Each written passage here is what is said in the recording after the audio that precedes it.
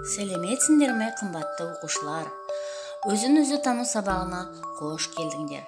Бүгін сендермен адам болам десеңіз тарауы бойынша сабағымызды жалғастырамыз. Бүгінгі нөмірі 23-ші өз елінің патриоты болу атты сабағымызды бастаймыз.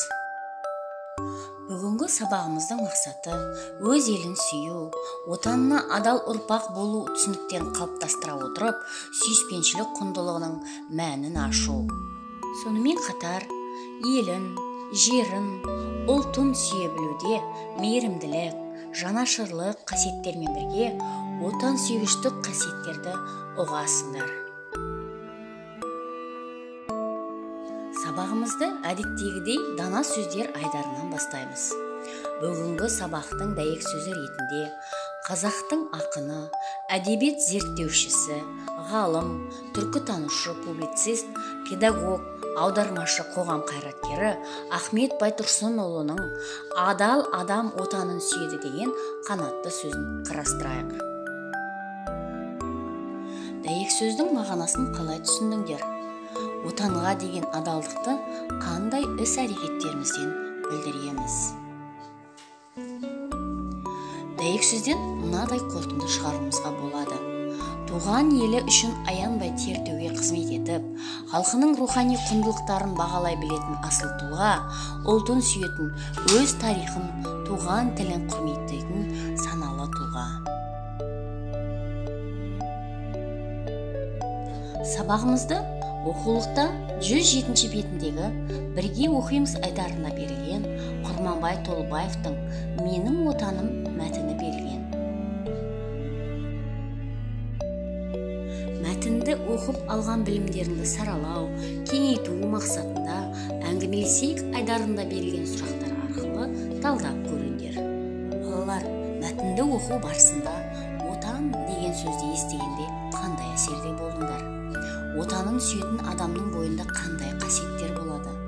Отан оттан да ыстық деген нақыл сөзді қалай түсінесіңдер?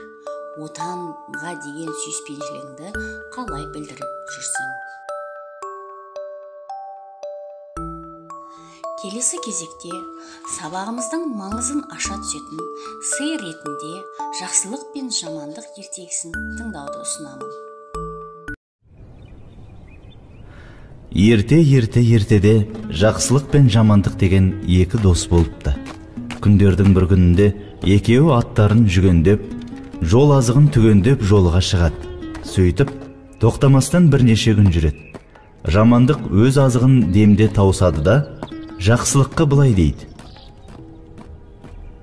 «Менің азығым таусылды, аштан өлмесем болды». Сонда мейірімді досы: «Келе ғой, екеуміз бөлісіп жейік», деп өз тамағымен бөліседі. Сөйтіп жүріп екеуі жақсылықтың да бар азығын жеп тауысады. Қомағай жамандықтың тағы да мазасы қаша бастайды. Ол мейірімді досына: «Біздің азығымыз таусылды, менің қарным ашты. Мен аштыққа шыдай алмаймын, жаяуда жүруге жарамаймын. Сенің атыңды сойып, соны азық қылайық», дейді. Жақсылық досына жаны ашып, атын сойып беріп, өзі жаяу жүреді. Бұл етте таусылуға жақын қалады. Жамандық: «Маған енді бұның еш пайдасы тимес» деген оймен жақсылықты жапан далада жалғыз тастап кетеді. Жалғыз қалған жақсылық арып ашып, әбден қалжырап келе жатып, айдаладағы бір лашыққа кезігеді. Ішіне кірсе тірі жан жоқ, бірақ ортада асылған ет толы қазан қайнап тұр. Ол бұл не қылған тамақ деп саусағының ұшымен дәмін татып көреді, лашықтың төбесіне шығып жатады. Бір кезде арыстан, түлкі, қасқыр лашыққа кіріп, шөу тамаққа отырады. Сонсоң әрбір өзінің көрген білгенін айта бастайды. Бірінші болып түлкі сөйлейді: «Пәлен деген тоғайда алтын көмілген, мен күнде соны қарауылдап жүрмін», депті. Сонда арыстан: «Ал мен болсам, пәлен деген байдың күнде бір жылқысын жеп кетемін. Оның ешбір жүйрік аттар маған жете алмайды. Жететін бірақ тайы бар, бірақ оны ешкім білмейді. Бай мені ұстаған адамға бір үйір жылқы беремін деп жарсы алыпты, депті. Сонда қасқыр тұрып былай депті: ал мен пәлен деген байдың бір тоқтысын қарауылдап жүрмін. Бұл байдың науқастанып жатқан қызы бар. Кімде-кім қызын жазса, бай оған қызымен қоса байлығының жартысын беремін деп уәде етіпті. Ал ол қыз әлгі тоқтының бауырын жесе жазылады, депті. Жақсылық бұлардың әңгімелерін естіп алып, таң атысымен жолға шығып, олардың айтқан нәрселерін айнытпай орындап, байлыққа кенеледі. Жылдар өтіп, айлар өтіп, жақсылыққа киімі өрім-өрім, әбден азған, тозған, ұсқынсыз бір адам келеді.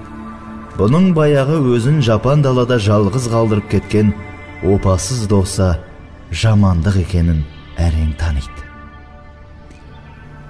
Жамандық мүләйімсіп: жақсылық жанау, мен саған жамандық қыламын деп осындай халге түстім.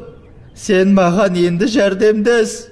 Бұл дәулетті қайдан тапқаныңды айтшы, депті. Сонда жақсылық: атам қазақ таспен атқанды аспен ат деген. Сен маған жамандық істегенмен, мен саған жақсылық істеймін, деп өзінің бастан өткен оқиғасын айтып береді.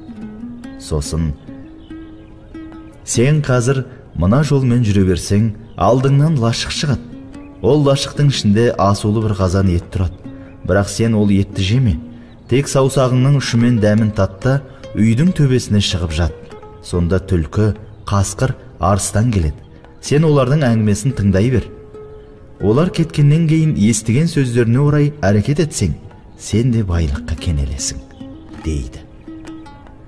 Жарайды, дейді де баяғы лашыққа барып кіреді. Жақсылық айтқандай қазан толы ет асулы тұр екен. Қызығып кетіп, шыдай алмай: мына бір желігін жейінші, деп еттен жеп, сорпасынан да 5-6 рет ұрттап алыпты. Сөйтіпті де үйдің төбесіне шығып жатыпты. Бір уақытта түлкі, арыстан, қасқыр үшеуі күркеге кіреді. Түлкі тамақты көре сала: ойбай, мына еттің тоқпақ жілігі жоқ, омыртқасы жоқ, сорпасы жоқ, біреу жепті, дейді. Сол кезде зәресі ұшқан Жамандық тыпырлап кетеді. Мұны естіп қойған сақ түлкі: осы күркісіне шығайықшы, сонда бір бәле бар секілді, депті.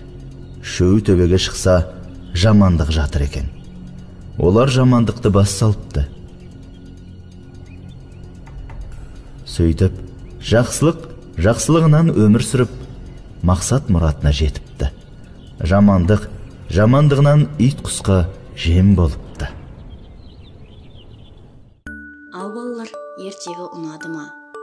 Қамқорлықтың, мейірімділіктің, жақсылықтың әрқашан қайтарымы болатын ұмытпаймыз. Оқушылар, бүгінгі сабақтан алған білімдерімізді бекіту мақсатында шығармашылық жұмыстар ұсынамын. Оқулықтың 108 бетіндегі бірінші тапсырмада қажетті сөздерді пайдаланып, мақал-мәтелдерді жалғастырып жазыңдар. Қажетті сөздер: бұлбұл, ыстық, ел болмас, сүйкімді, алтын бесік. Екінші тапсырмада Мариям Хакымжанованың өлеңі берілген. Өлеңді оқыңдар. Менің отаным Қазақстан тақырыбында фото-коллаж құрастырыңдар. Және үшінші соңғы тапсырмада Әбдібай Табылдының «Отанға қорған боламыз» атты өлеңі берілген. Өлеңді оқыңдар.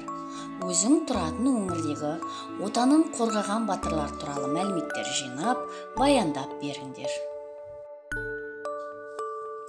Ал ендеше балалар, бүгінгі сабақтан өз елінің патриоты болу туралы жаңа білім алдыңдар. Отан адам баласы үшін ең киелі ұғым. Адамзаттың ең асылы да, ардақтысы да, тіреуші де, сүйеніші де, сүйіспеншілік атауының бәрі өз отаны. Батырлардың елі, жері үшін күресуі, ақындардың туған жері, отаны туралы жырларын жазуы, суретшілердің өз атамекенін суреттеуі, барлығы да еліне, жеріне, туған өлкесіне деген сүйіспеншілігінен туындайды. Отан адам үшін тек туылған жермен ғана құнды емес, сонымен қатар орманымен, нуымен, суымен, топырағымен, ата-анасы, шаңырағы, тілімен құнды. Сабағымызды қорытындылау кезеңі келіп жетті. Бүгінгі сабақтан мейірімділік, отанға деген жанашырлық, отан сүйгіштік туралы білімдеріңді толықтыра алдыңдар. Сабақтан алған осы қасиеттерімізді бойымызға сақтаймыз. Назарларыңа рахмет. Келесі сабақта кездескенше сау болыңдар.